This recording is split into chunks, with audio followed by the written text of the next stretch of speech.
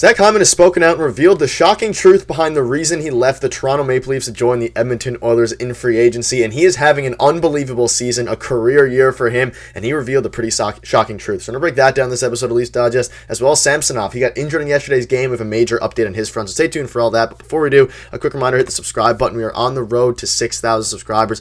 If you haven't hit that button already, make sure to do so. About 78.3% of you who are watching have not, so make sure to do that. Now, Darius, let's get into the first topic, which is Zach Hyman reveals the truth on leaving the Toronto Maple Leafs. And this one's very interesting. Obviously, the Leafs played the Edmonton Oilers yesterday, and they won 6-3. And Zach Hyman was asked about leaving the Maple Leafs a bit late, even because he left them last season. But here's what he had to say. When I was going through the process, I didn't look at any other teams besides Toronto until I knew that door was closed and didn't have much of a choice with regards to that door. And there's another quote I'll get to in a second, but essentially what he's saying is that the Leafs didn't want him back and that he wanted to stay with the Leafs is basically what he said, but ultimately he was kind of forced to leave because they didn't give him an offer that was comparable to what he wanted. And you can see here 49 goals this year. Obviously last year he was great with Edmonton, and he left. Again, this is back in 2020 that he left, so it was a few years ago, but the truth is coming out now. Yeah, it's pretty. I mean, when I first saw that yesterday, I was pretty shocked because I always find it funny how like Edmonton only plays in Toronto once a year, and every time they come, just there's bombs dropping all the time, right? But the fact that this hasn't come out in 3 years, and the fact that they were so close, the Leafs and the Oilers playing each other in the bubble, the 2021 season, and then he moved on right after that. It's pretty crazy that this didn't come out before, like yesterday, but I was pretty shocked when this came out. The fact that he wanted to stay and there were really no other options. He just wanted, what he thought he was worth, and we're now seeing that he's probably worth at least that. And they didn't want to give it to him. And by they, I mean, we can dump on him all we want, but I mean, Kyle Dubas was calling the shots at the time, and he thought bringing in some other talent that was cheaper would be the move. But obviously, it's paying off for Zach Hyman right now. He's playing with Connor McDavid, one of the the best player in the world. And yeah, like the point totals, like you said, he only has like 19 assists this year, which is crazy. Like he's just a scoring machine. He's getting to the right areas. So Leafs could use a guy like that now. And hindsight is 2020, but at $5.5 million a year, that would look really, really nice on the Leafs right now. But I guess at the time it just wasn't in the cards. But it's crazy to think that he absolutely wanted to stay and he wasn't even considering any other options before he left. Kind of sad to think. Now, obviously, we have to go through hindsight a bit here. Back in 2020, and he was coming off. He had some injuries. He wasn't really the player that he was in Edmonton now. He only had 15 goals in his last season with the Leafs, and he was riddled by injuries, playing only 43 games. And even the year before, he missed 30-plus games. So the injuries obviously played a big factor. That's what Banksy had to say here as well. He says, loves Hyman and happy he got his bag. And people are very mad about basically everything that went on in that quote. Basically talking about the injuries, talking about how, at the time, no one really thought that Hyman was, not that he wasn't worth 5.5, but it was definitely a risk coming off of the way that he was playing with the Maple Leafs. And obviously, the Oilers, it worked out very well for them, especially because, they're able to surround him with Draisaitl and McDavid, which obviously helped elevate him to, no one thought he was going to get 50 goals this year, which he is going to do. But I don't know. He did not want to leave Toronto, and that's kind of the more surprising, not necessarily the more surprising part, but when he left, some fans were upset. Why did he leave Toronto? The answer is because Dubas obviously wanted to go for a few incremental smaller salary moves and one, I guess, big. It's funny we say big now, 5.5, even though we just signed Nylander for way more than that. But I don't know. Good player.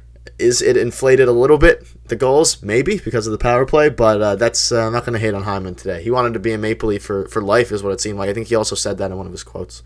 Yeah, it's clear he wanted to stay in Toronto, right? And he's a guy who's from here and made it to the NHL through the Leaf system and stuff like that. So it was a good story, but at the end of the day, like I just said, like hindsight is 2020. At the time, it was looked at like a risky move, and he decided to move on. Dubas, that is, move on from Hyman. And at the time, a lot of Leaf fans were upset, and Leaf fans are upset now. But at the same time, I'm not going to dump on Hyman, but he's playing with Connor McDavid. Like the goal scorer on the Leafs is Auston Matthews, so the story would be a little bit different. But I always thought Hyman was a very, very good complementary piece to the Auston Matthews line. He's such a hard worker. I don't think there's a harder worker in the NHL than Zach Hyman. So he would complement the Leafs team, especially in the playoffs right now, very well. But that is hockey, and he's doing his thing in Edmonton now. But as a Leafs fan, it hurts to hear that news, to have that come out yesterday, that and he wanted to absolutely stay. It does hurt. Yeah, maybe some fans would have wished that he left on his own accord. Well, I guess he technically did, but it stings a little bit more knowing that in theory they could have kept him, but he would not have become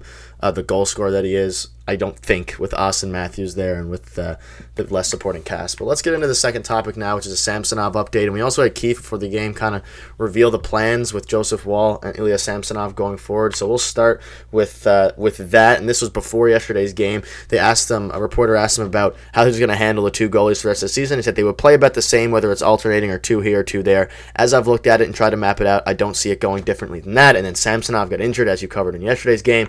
And then this came out saying it looks like he's going to be fine. He got injured. It's not anything near what it appeared or what it thought it might have been. I'm not going to get into too many details, but it looks like he'll be fine and won't miss any time. And we saw Martin Jones go in the game yesterday and stop 5 shots in the victory. But, I mean, I don't know. Do you have any thoughts on this? It's obviously very good that Ilya Samsonov is not going to miss any time. And I guess the bigger story here is they're going to be playing him and Wall, pretty similar going forward. And that lines up into the playoffs where, who knows, they're probably going to be, I don't know if they're going to have a 1A necessarily for their first playoff series, whoever it's against.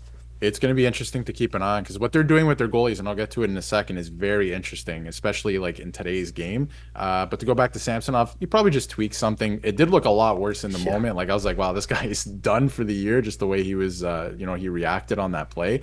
But it seems like it was nothing. I guess he tweaked something. He should be back. He won't play tonight. Joseph Woll's playing tonight. But what the Leafs are doing with their goalies, because what they did around the trade deadline and kind of the roster moves and the loopholes, they have all 3 goalies up with the team right now. So last night, Samsonov started and Martin Jones is backing up. Joseph Woll went to Carolina yesterday already. He was in bed before the game even finished, getting ready for today. So he's well rested. He didn't have to travel overnight and, not sleep properly. He is ready to go today. So not a lot of teams do that, and I actually have never heard of that. And I think that's very interesting because it gives your goalie a little bit of a head start. He's more rested, and especially on the second half of a back-to-back in a situation like that, it could lend well for the Leafs. So it's going to be interesting to keep an eye on, if they continue to do stuff like that, or if even we've seen in the past the Leafs do innovative shit like this, and the league cracks down on them, right? And they make up these new rules. So it's going to be interesting to keep an eye on if the league steps in too. But I think it's interesting and innovative stuff